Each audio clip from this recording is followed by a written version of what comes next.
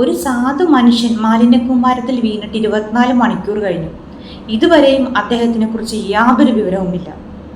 ഇനിയെങ്കിലും ഒരപേക്ഷയാണ്, ഇനിയെങ്കിലും തമ്പാനൂർ റെയിൽവേ സ്റ്റേഷന്റെ പ്ലാറ്റ്ഫോമിന്റെ അടിയിൽ കൂടി ഒഴുകുന്ന ആമിഴഞ്ചൻ തോടിന്റെ ഗതി തിരിച്ചുവിടാൻ റെയിൽവേയും സർക്കാരും ഒരുപോലെ തയ്യാറാവണം. ഇതിൽ അങ്ങോട്ടും ഇങ്ങോട്ടും കുറ്റപ്പെടുത്തി നഗരസഭയും റെയിൽവേയും അങ്ങോട്ടും ഇങ്ങോട്ടും കുറ്റപ്പെടുത്തി അവരുടെ ഇവരുടെയും തലയിൽ വെച്ച് കെട്ടാൻ ശ്രമിക്കേണ്ട. നിങ്ങളത് മനസ്സിലാക്കൂ. ഇത്രയും മാലിന്യ കൂമ്പാരത്തിലേക്ക് യാതൊരുവിധ സുരക്ഷാ സംവിധാനങ്ങളും ഇല്ലാതെ ഒരു സാധു മനുഷ്യനെ ഇറക്കി വിടാൻ എങ്ങനെ തോന്നി? 24 മണിക്കൂർ കഴിഞ്ഞു, ഇതുവരെയും അദ്ദേഹത്തിനെ കുറിച്ച് യാതൊരു അറിവുമില്ല. ഇത്രയും രക്ഷാപ്രവർത്തനം നടത്തുന്ന ആ ഉദ്യോഗസ്ഥരുടെ അവസ്ഥ ശരിക്കും അവർക്കൊരു ബിഗ് സല്യൂട്ടാണ് കൊടുക്കേണ്ടത്. കാരണം അത്രമാത്രം മാലിന്യമാണ്. ഇതിലെല്ലാവരും തെറ്റുകാരാണ്, ജനങ്ങളടക്കം തെറ്റുകാരാണ്. കാരണം മാലിന്യം വലിച്ചെറിയുന്നത്, എങ്ങോട്ടാണ് മാലിന്യം നിക്ഷേപിക്കേണ്ടതെന്ന് പോലും അറിയാത്ത ആളുകളാണ് ഇപ്പോഴും ഉള്ളത്. നഗരസഭയും തെറ്റുകാരാണ്. അതുപോലെ ഇപ്പം റെയിൽവേനെ കുറ്റപ്പെടുത്തി കൈയൊഴിയാൻ ശ്രമിക്കേണ്ട. കാരണം ഒരു നഗരസഭയാണ് മാലിന്യങ്ങൾ മാറ്റേണ്ടത്. അതുപോലെ റെയിൽവേയുടെ ചുമതല എന്താണ്?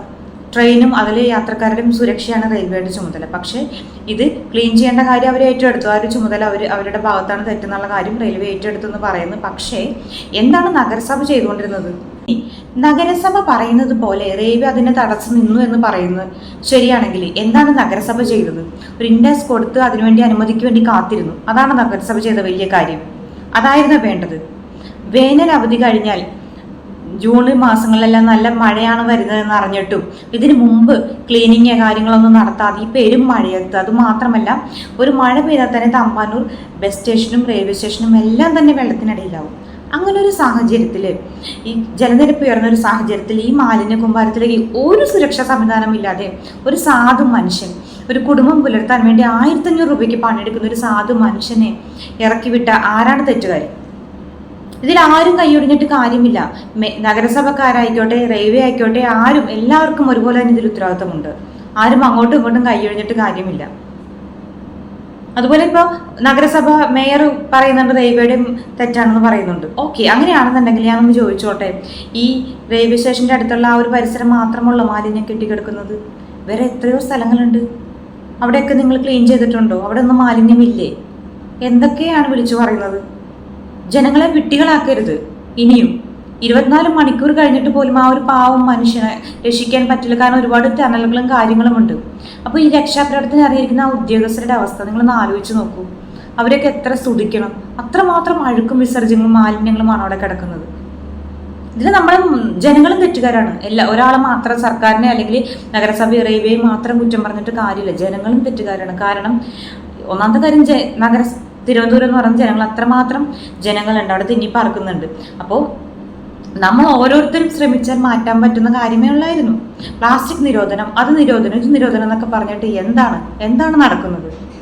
ഈ ഒരു മഴക്കാലം പെരുകാൻ കാത്തിരുന്നു അനുമതിക്ക് വേണ്ടി, എല്ലാത്തിനും വേണ്ടിയും. ഇതിനു മുമ്പ് ക്ലീൻ ചെയ്യാനും ഒന്നും ആർക്കും തോന്നിയില്ല. എന്താണെങ്കിലും തന്നെ ഒരു 1500 രൂപയ്ക്ക് വേണ്ടി ഒരു കുടുംബം നോക്കാൻ വന്ന ഒരു സാധു മനുഷ്യൻ ബലിയാടായി. അതേ പറയാനുള്ളൂ. അവരുടെ കുടുംബത്തിന് മാത്രം നഷ്ടം സംഭവിച്ചു. അതുപോലെ ഇപ്പോൾ ഈ ഒരു രക്ഷാപ്രവർത്തനത്തിന് ഇറങ്ങിയിരിക്കുന്ന ഒരുപാട് ഉദ്യോഗസ്ഥർ, അവരുടെ അവസ്ഥയും വളരെ പരിതാപകരമാണ്. നമുക്കൊന്നും കണ്ടു നിൽക്കാൻ പോലും പറ്റില്ല. അങ്ങനത്തെ ഒരു അഴുക്കിലേക്കാണ് അവർ ഈ രക്ഷാപ്രവർത്തനത്തിന് വേണ്ടി ഇറങ്ങുന്നത്. എന്താണെങ്കിലും നമ്മുടെ കേരളം, അതായത് ഒരുപാട് ഉയർന്നു, മാറ്റങ്ങൾ വന്നു, അങ്ങനെയാണ് ഈ മോഡൽ ആ മോഡൽ എന്നൊക്കെ പറഞ്ഞിട്ട് പോലും ഒരു രക്ഷയുമില്ല. സർക്കാർ മാത്രമല്ല തെറ്റുകാര്, ജനങ്ങളടക്കം നമ്മളെല്ലാവരും ഇതിൽ ഈ ഒരു മനുഷ്യന്റെ മരണത്തിന് ഉത്തരവാദികളാണ്. നമ്മളെല്ലാവരും ശ്രമിച്ചാൽ മാത്രമാണ് ഇതിനൊരു നടപടി ഉണ്ടാവുള്ളൂ. അത് മാത്രമല്ല, ഇത്രയും വൈകിപ്പിച്ച് ഈ ഒരു പെരുമഴക്കാലം ആവാൻ വേണ്ടി വരെ അനുമതിക്ക് വേണ്ടി കാത്തിരുന്ന ആൾക്കാരോട് ഒന്നും പറയാനില്ല. നിങ്ങൾക്ക് ആ സ്ഥാനത്തിരിക്കാൻ യാതൊരു വിധത്തിലുള്ള യോഗ്യതയുമില്ല. പുഴ ഒഴുകുന്നുണ്ടെങ്കിൽ തീർച്ചയായിട്ടും അതിലെ മാലിന്യങ്ങൾ മാറ്റാനുള്ള പൂർണ്ണ ഉത്തരവാദിത്വം നഗരസഭയ്ക്കാണ്. എന്താണ് നഗരസഭ അനുമതിക്ക് വേണ്ടി കാത്തിരുന്നു? വലിയ കാര്യമായിപ്പോയി, ഭയങ്കര കാര്യമാണ് ചെയ്തത്. മഴക്കാലം വരുന്നവരെ അനുമതിക്ക് വേണ്ടി കാത്തിരുന്നു. ഞാൻ പിന്നെ മനസ്സിലാക്കിയ ഒരു കാര്യം എന്താണെന്ന് വെച്ച് കഴിഞ്ഞാൽ, അങ്ങോട്ടും ഇങ്ങോട്ടും ഒരാളും ഉത്തരവാദിത്വം ഏറ്റെടുക്കില്ല. അങ്ങോട്ടും ഇങ്ങോട്ടും പഴിചാരിയുള്ള സംസാരം, അതാണ് നടക്കുന്നത്. അല്ലാണ്ട് ആരായിക്കോട്ടെ, ഭരിക്കുന്നവരാരായിക്കോട്ടെ, ഒരാളും ഏറ്റെടുക്കില്ല അവനവന്റെ കുറ്റം. അങ്ങോട്ടും ഇങ്ങോട്ടും പഴിചാരിയുള്ള സംസാരം മാത്രം. എന്താണെങ്കിലും വളരെ വിഷമകരമായ ഒരു അവസ്ഥയാണ്. 24 മണിക്കൂറായിട്ടും ആ ഒരു പാവം സാധു മനുഷ്യൻ, അദ്ദേഹത്തിനെ കുറിച്ച് യാതൊരു വിവരമില്ല എന്നുള്ളത് വേദനാജനകം തന്നെയാണ്. ഇതിപ്പോ തിരുവനന്തപുരത്തെ കാര്യം മാത്രമല്ല, ആലപ്പുഴ ആയിക്കോട്ടെ, എല്ലാ സ്ഥലത്തെയും തോടുകളും പുഴകളുടെയും അവസ്ഥ നോക്കിയാൽ കറുത്ത നിറത്തിലാണ് പുഴ ഒഴുകുന്നത്, കറുത്ത കളറിൽ, അത്രയും മാലിന്യം കെട്ടിക്കിടന്നിട്ട്. ഇപ്പൊ തിരുവനന്തപുരത്ത് ഒരു സംഭവം ഉണ്ടായതുകൊണ്ട് മാത്രം നമ്മൾ തിരുവനന്തപുരത്തിന് എടുത്ത് പറയുന്നു. പക്ഷെ ഇങ്ങോട്ട് നോക്കിക്കഴിഞ്ഞാൽ എല്ലാ സ്ഥലത്തും ഉണ്ട്, എല്ലാ സ്ഥലത്തും ഇതുപോലെ തന്നെയാണ്. ഓരോ തോടിന്റെ അവസ്ഥ കണ്ടാൽ വളരെ വിഷമകരമാണ്. ഓരോ തോടിന്റെ സൈഡിൽ കൂടി പോകാൻ പോലും പറ്റില്ല, അത്രമാത്രം സ്മെല്ലും മാലിന്യങ്ങളുമാണ് അവിടെ കെട്ടിക്കിടക്കുന്നത്.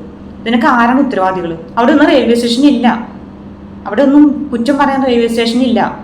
എന്നിട്ടും ആരാണ് ഇതൊക്കെ ക്ലീൻ ചെയ്യേണ്ടത്? നഗരസഭയാണ്. അതിപ്പോ അവരാണ് ഇവരാണെന്ന് പറഞ്ഞ് അങ്ങോട്ടും ഇങ്ങോട്ടും കൈയൊഴിയാൻ മാത്രമല്ലാതെ എന്താണ് നിങ്ങൾ നടപടി എടുക്കുന്നത്? എന്ത് നടപടിയാണ് എടുക്കുന്നത്?